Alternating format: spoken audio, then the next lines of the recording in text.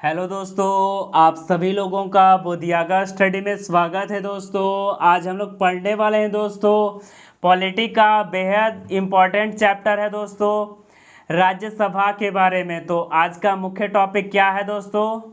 तो आज का मुख्य टॉपिक है पॉलिटी का दोस्तों राज्यसभा। तो आज का टॉपिक को शुरुआत करते हैं दोस्तों। शुरुआत करने से पहले बता दें दोस्तों, ये हमारे चैनल का नाम है बोधियागा स्टडी दोस्तों।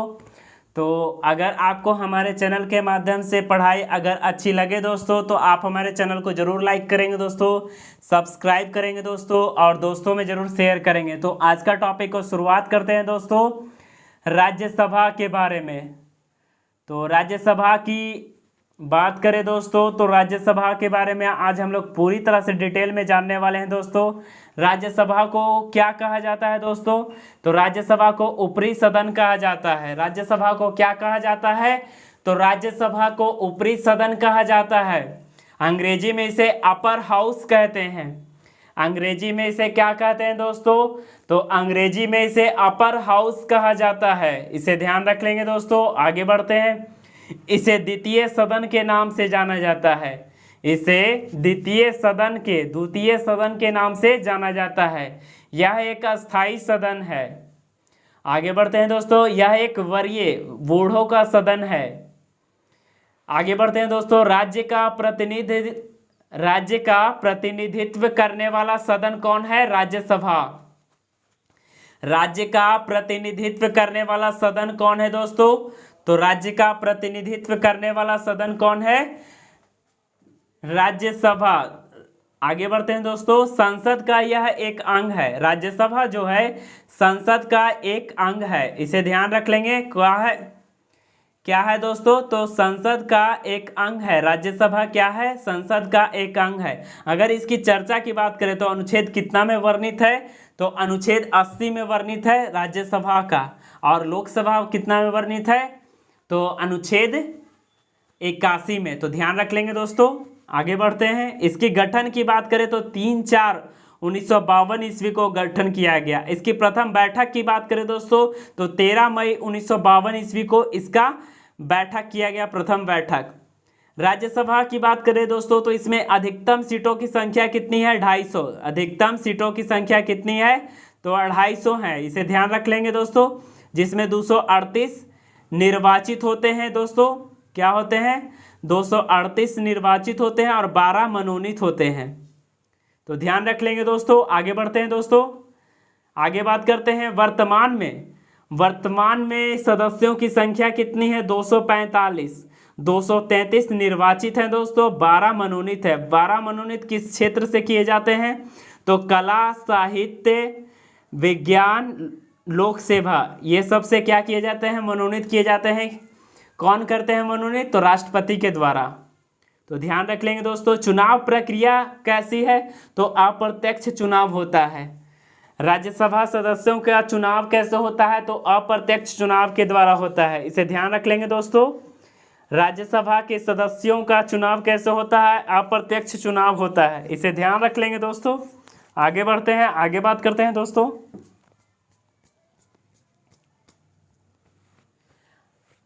इनका एकल संक्रमण मत प्रणाली के द्वारा होता है इनका चुनाव। समानुपातिक मत प्रणाली के द्वारा इनका चुनाव होता है। इसे ध्यान रख लेंगे। निर्वाचित गण निर्वाचित होते हैं। तो उसमें कौन कौन होते हैं दोस्तों? तो विधानसभा के विधायक होते हैं निर्वाचित गण में।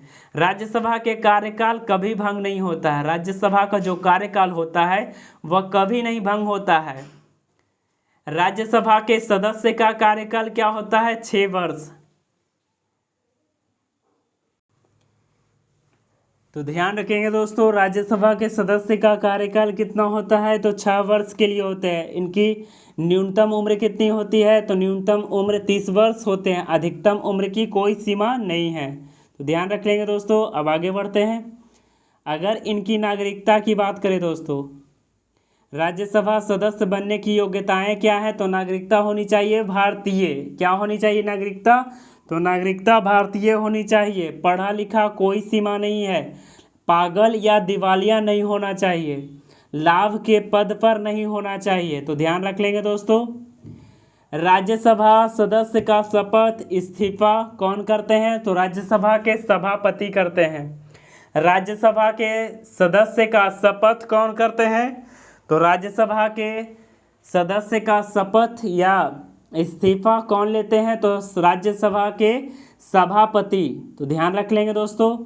बिना शपथ के कोई सदस्य बैठक में भाग लेता है तो जितना दिन भाग लेगा उसे प्रत्येक दिन 500 रुपया दंड देना होगा और उनके द्वारा सदन में किया गया मतदान का कोई मूल्य नहीं होगा। तो इसे ध्यान रख लेंगे दोस्तों। आगे बढ़ते हैं। बिना कोई सूचना के कोई सदस्य लगातार 60 दिनों तक अपने सदन में अनुपस्थित रहता है तो उसकी सदस्यता रद्द कर दी जाती है। तो ध्यान रख लेंगे दोस्तों। राज्यसभा के सदस्य को राज्यसभा सांसद कहते हैं, मेंबर ऑफ पार्लियामेंट। तो ध्यान रख लेंगे दोस्तों। आगे बढ़ते हैं, आगे बात करते हैं।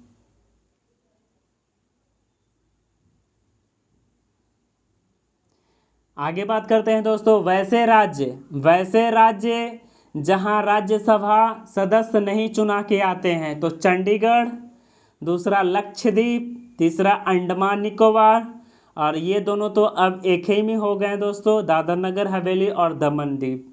तो ध्यान रख लेंगे, दमन दीव, दादर नगर हवेली। आगे बढ़ते हैं दोस्तों। नोट में यहाँ ध्यान रखेंगे 26 जनवरी 2020 ईस्वी को दमन दीव और दादर नगर हवेली को दोनों को मिलाकर एक केंद्र शासित प्रदेश बना दिया गया है। तो इसे ध्यान रख लेंगे। वैसे राज्य जहाँ से राज्यसभा सदस्य नहीं चुना के आते हैं चंडीगढ़, लक्षद्वीप, अंडमान निकोबार, चंडीगढ़, लक्षद्वीप, अंडमान निकोबार, दादर नगर हवेली, दमन दीव। तो ध्यान रख लेंगे दोस्तों।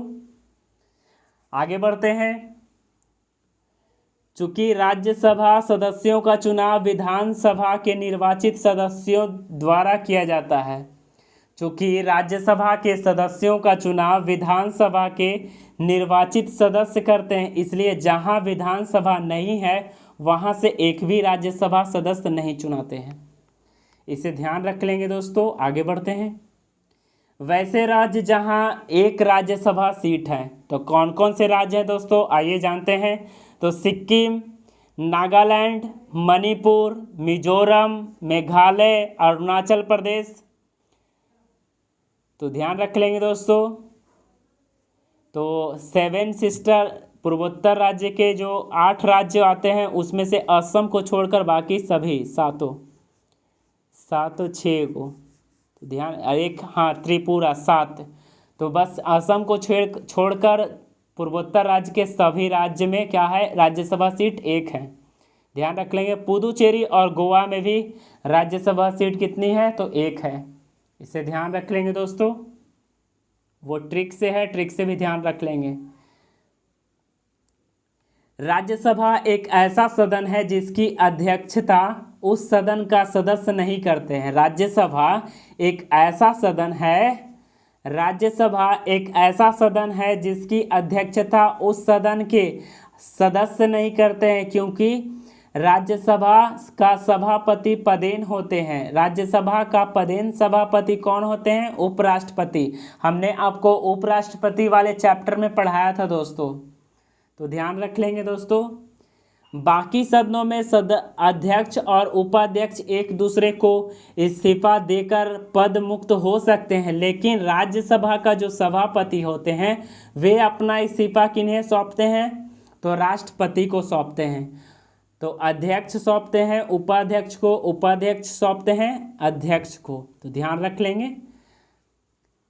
राज्यसभा में एक सभापति के अलावे एक उपसभापति भी होते हैं, किंतु उपसभापति पदेन नहीं होते हैं। उपसभापति का चुनाव राज्यसभा का सदस्य अपने में से किसी एक को कर लेते हैं। तो यहाँ ध्यान रखने वाली बात है, ध्यान रखेंगे। आगे बढ़ते हैं दोस्तों। उपसभापति का चुनाव इसलिए किया जाता है ताकि सभापति कभी अनुपस्थिति में हो तो उनके कार्यों का निर्वहन कर सके, इसलिए उपसभापति का चुनाव किया जाता है। इसे ध्यान रख लेंगे दोस्तों। अगर सभापति अनुपस्थित है तो उनका कौन करेगा अध्यक्षता, कार्यों का निर्वहन कौन करेगा, तो उपसभापति करेंगे। अगर उपसभापति भी अनुपस्थित है तो वरिष्ठ सदनों सदस्यों का पैनल में से कोई एक करेंगे। तो ध्यान रख लेंगे, जब उपसभापति कार्यवाहक सभापति होते हैं, जब उपसभापति कार्यवाहक सभापति होते हैं तो उस समय वो उपराष्ट्रपति नहीं होते हैं। ये बात को गौर करेंगे। आगे बढ़ते हैं दोस्तों। सभापति यानी उपराष्ट्रपति अपने सदन में मतदान नहीं कर सकते, अपने सदन में मतदान नहीं कर सकते हैं, लेकिन अगर बराबरी की स्थिति आ जाए तो मतदान करेंगे। उपसभापति का रिक्त हो सकता है राज्यसभा की सदस्यता समाप्त होने पर। राज्यसभा की उपसभापति के बारे में बात कर रहे हैं दोस्तों, क्या बात कर रहे हैं? उपसभापति के बारे में बात कर रहे हैं। तो उपसभापति का पद रिक्त हो सकता है राज्यसभा की सब सदस्यता समाप्त होने पर। दूसरा, इस्तीफा अगर दे देते हैं वो तब। और तीसरा, राज्यसभा द्वारा बहुमत संकल्प पारित करके उन्हें हटा देने पर उपसभापति का पद रिक्त हो सकता है। इसे ध्यान रख लेंगे दोस्तों। किसी भी सदन का अध्यक्ष, उपाध्यक्ष, सभापति, उपसभापति इन पदों के लिए शपथ नहीं होता है। किसी भी सदन का अध्यक्ष पद के लिए, उपाध्यक्ष पद के लिए, सभापति पद के लिए, उपसभापति पद के लिए, इन सब के लिए शपथ नहीं होता, क्योंकि वो पहले से ही सदस्य के रूप में शपथ लिए रहते हैं। तो ध्यान रख लेंगे इसे। किसी को भी अगर हटाना है, इनमें से किन्हीं को भी हटाना है तो 14 दिन पूर्व सूचना देना पड़ेगा। क्या देना पड़ेगा? 14 दिन पूर्व सूचना देना पड़ेगा। इसे ध्यान रख लेंगे। विधेयक के मामले में लोकसभा द्वारा राज्यसभा को भेजने पर राज्यसभा के पास उस विधेयक को अपने पास रखने की अधिकतम सीमा क्या है? तो अधिकतम सीमा, राज्यसभा का अधिकतम सीमा क्या है? अगर धन विधेयक वो विधेयक है तो 14 दिन, अगर साधारण विधेयक है तो 6 माह। आगे बढ़ते हैं दोस्तों। 14 दिन में अगर राज्यसभा कोई जवाब धन विधेयक के मामले में नहीं देता है तो लोकसभा के द्वारा इसे पारित कर दिया जाता है, क्योंकि ये जनता का पैसा होता है। तो जनता का पैसा का निर्णय कौन लेती है? लोकसभा। लोकसभा के अध्यक्ष कौन होते हैं? लोकसभा अध्यक्ष होते हैं, स्पीकर। आगे बढ़ते हैं दोस्तों। 6 माह के अंदर राज्यसभा अगर कोई जवाब, साधारण विधेयक के मामले में कहा जा रहा है कि 6 माह के अंदर राज्यसभा में कोई जवाब नहीं दिया जाता है तो अनुच्छेद 108 के तहत राष्ट्रपति जो हैं दोनों सदनों की संयुक्त बैठक बुलाते हैं। लेकिन क्या ये विधानसभा और विधान परिषद में ये रूल लागू हो सकता है? नहीं। यहाँ ध्यान रख लेंगे। आगे बढ़ते हैं दोस्तों। राज्यसभा के पास ऐसी 2 शक्तियाँ दी गई है जो लोकसभा के पास नहीं है। पहली शक्ति है अनुच्छेद 249। तो राज्य सूची के विषय पर राष्ट्रीय कानून बनाने का अधिकार किसे है? तो राज्यसभा को प्राप्त है। राज्य सूची के विषय पर अगर कोई राज्य सूची का विषय है और उन्हें राज्यसभा को लगता है कि ये सभी राज्यों के लिए अच्छा है तो ये राज्यसभा चाहे तो राष्ट्रीय कानून बना सकते हैं। तो इसे ध्यान रख लेंगे अनुच्छेद 249 के तहत। दूसरी शक्ति अनुच्छेद 312 के तहत नई अखिल भारतीय सेवा शुरू करने का अधिकार किनके पास है? तो राज्यसभा के पास ये 2 शक्तियां प्राप्त है। अनुच्छेद 249 के तहत वे राज्य सूची के विषय पर राष्ट्रीय स्तर का कानून बना सकते हैं। दूसरा अनुच्छेद 312 के तहत नई अखिल भारतीय सेवा की शुरुआत कर सकते हैं। आगे बढ़ते हैं दोस्तों। अनुच्छेद 80 के तहत राष्ट्रपति राज्यसभा में 12 व्यक्तियों का मनोनयन करते हैं जो कला, साहित्य, विज्ञान, जनसेवा आदि क्षेत्रों से होते हैं। ये कहाँ से लिया गया है? तो आयरलैंड के संविधान से लिया गया है। अगर पूछ दे राष्ट्रपति जो राज्यसभा में 12 व्यक्तियों का मनोनयन करते हैं ये कहाँ से लिया गया है? तो आयरलैंड के संविधान से लिया गया है। ध्यान रखेंगे। राज्यसभा के सदस्य 6 वर्षों के लिए चुनाते हैं। राज्यसभा के सदस्य जो हैं वह 6 वर्षों के लिए चुनाते हैं या फिर मनोनीत होते हैं। आगे बढ़ते हैं दोस्तों। प्रत्येक 2 वर्ष में राज्यसभा के कुल सदस्यों का 1/3 सदस्य सेवानिवृत्त हो जाते हैं। प्रत्येक 2 वर्ष में राज्यसभा के कुल सदस्यों का 1/3 सदस्य सेवानिवृत्त हो जाते हैं और उतने ही संख्या में चुन लिए जाते हैं, इसलिए कभी राज्यसभा भंग नहीं होता है। तो ध्यान रख लेंगे दोस्तों। आगे बढ़ते हैं। राज्यसभा के प्रथम सभापति कौन हुए दोस्तों? तो राज्यसभा के प्रथम सभापति डॉक्टर सर्वपल्ली राधाकृष्णन हुए। प्रथम उपसभापति कौन हुए दोस्तों? तो SV कृष्णमूर्ति राव। राज्यसभा के प्रथम उपसभापति कौन हुए दोस्तों? तो SV कृष्णमूर्ति राव। प्रथम महिला सभापति कोई नहीं बनी है। प्रथम महिला यानी कि अभी तक तो कोई उपराष्ट्रपति बनी नहीं है, तो उपराष्ट्रपति ही तो राज्यसभा के सभापति होते हैं, तो महिला अभी तक तो कोई उपराष्ट्रपति बनी नहीं है, तो ध्यान रख लेंगे। आगे बढ़ते हैं दोस्तों। प्रथम महिला उपसभापति वायलेट एल्वा। भारत की प्रथम महिला उपसभापति कौन थी? तो वायलेट एल्वा थी। दूसरी महिला उपसभापति कौन थी? नजमा हेपतुल्ला।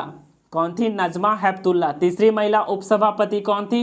तो प्रतिभा देवी सिंह पाटिल। इसे ध्यान रख लेंगे दोस्तों। राज्यसभा में मनोनीत होने वाले प्रथम एक्टर कौन थे? पृथ्वीराज कपूर। एक्ट्रेस कौन थी? नरगिस दत्त। साहित्यकार कौन थे? रामधारी सिंह दिनकर। वैज्ञानिक कौन थे? सत्येंद्र नाथ बोस। तो इसे ध्यान रख लेंगे दोस्तों। ये इंपॉर्टेंट है। 23 अगस्त 1954 को काउंसिल ऑफ स्टेट, इसका पुराना नाम था, नया नाम क्या हुआ? राज्यसभा। काउंसिल ऑफ स्टेट 1954 तक जाना जाता है, काउंसिल ऑफ स्टेट। इसे ध्यान रख लेंगे दोस्तों। आशा करते हैं दोस्तों यह टॉपिक राज्यसभा से रिलेटेड दोस्तों आपको बेहद अच्छा लगा होगा दोस्तों। अगर अच्छा लगा है तो आप हमारे चैनल को जरूर लाइक करेंगे दोस्तों, सब्सक्राइब करेंगे दोस्तों और दोस्तों में जरूर शेयर करेंगे। तो आज का टॉपिक को दोस्तों यहीं तक रखते हैं। थैंक यू, धन्यवाद।